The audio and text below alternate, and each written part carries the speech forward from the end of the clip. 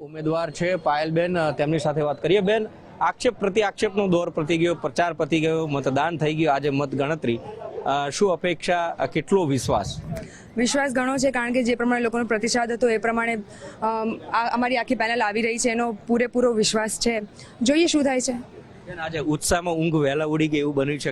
ઊંઘ આવી જ નથી એવું કહું તો વધારે ચાલશે. જીતનો ઉન્માદ હતો કે પછી ચિંતાની ઊંઘ નથી આવી?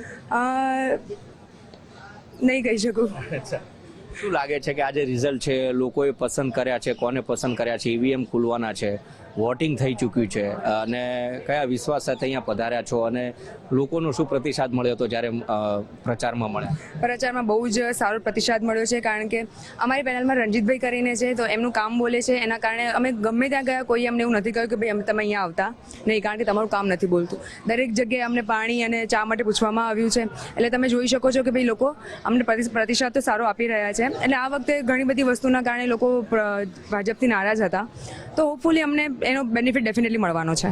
કયા આક્ષેપો છે જોવા મળે છે, અને કયા આધારે તમને એવું લાગે છે કે વોટિંગ તમારા તરફી થયું? ઘણા બધા આક્ષેપો, જેમ કે રસ્તા સારા નથી, ગટરનું બધી જગ્યાએ પ્રોબ્લેમ છે, પાણી ગંદુ આવે છે, ઇવન મારા ત્યાં પણ પાણી ગંદુ આવે છે, અને અમુક જગ્યાએ તો એટલું ગંદુ આવે છે કે અડધો કલાક સુધી તમારે રાહ જોવી પડે છે.